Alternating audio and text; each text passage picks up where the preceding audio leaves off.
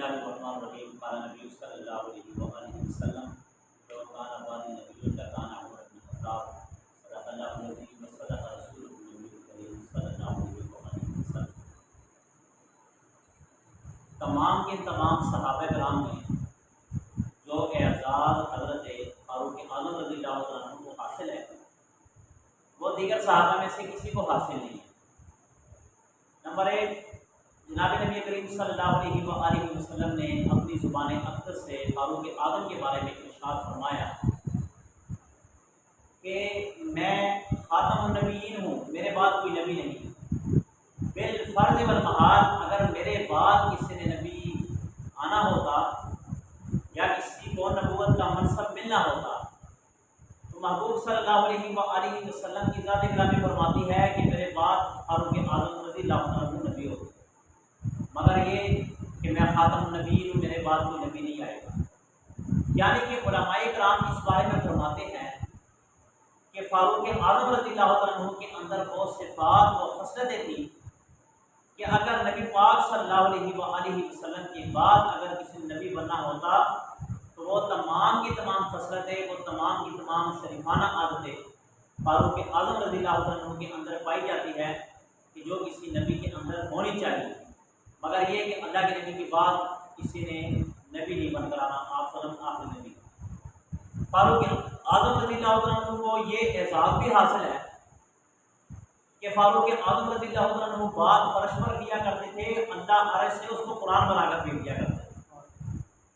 वो ये हुआ कि जनाब नबी करीम सल्लल्लाहु अलैहि वसल्लम रईसुल मुनाफ़िकीन अब्दुल्लाह बिन उबई के जनाजे के लिए आगे हुए तो अल्लाह के नबी को फ़ारूक आज़म ने रोका कि या रसूलल्लाह सल्लल्लाहु अलैहि वसल्लम, इस आदमी का जनाजा मत पढ़ाएं, ये आदमी मुनाफिक है, ये काफिर है, और आप एक मुनाफिक और काफिर का जनाजा नहीं पढ़ा सकते। मगर अल्लाह के नबी ने कहा कि फ़ारूक आज़म, मुझे अल्लाह ने अभी तक मना नहीं किया, यानी कि कोई वही नहीं आई, इनकार कोई आया नहीं है, तो लिहाजा मैं जनाजा पढ़ाऊँगा।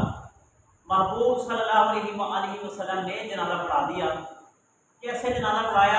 जिब्रील अमीन कुरान मजीद लेकर पाक पैगंबर पर आए और कहा कि या रसूलल्लाह, अल्लाह ताला की तरफ से हुक्म आ गया कि जो फ़ारूक आज़म का फैसला था वो अल्लाह ने मान लिया, वो पसंद कर लिया। आइंदा के बाद आप किसी मुशरिक का, किसी मुनाफिक का, किसी काफिर का जनाजा नहीं पढ़ाएंगे।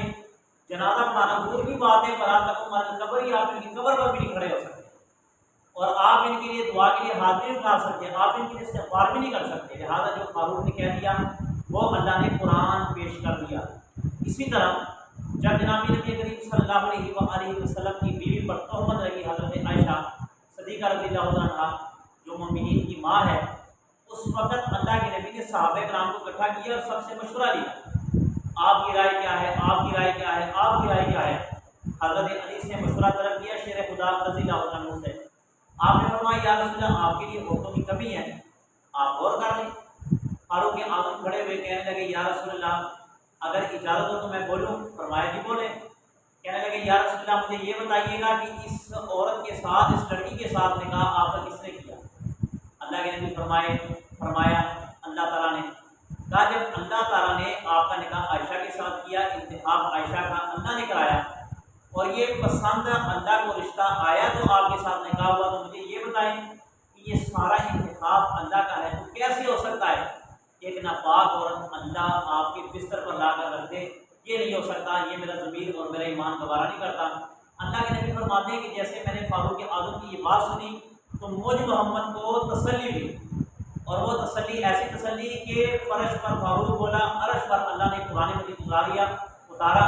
पूरे 102 रुकू अल्लाह ताला ने हज़रत आयशा के हक़ में उतारे कि ये आयशा बिल्कुल पाक है, और ये इल्ज़ाम लगा रही, यानी कि यहाँ पर भी फ़ारूक आज़म के कहने पर अल्लाह ने कुरान उतारा।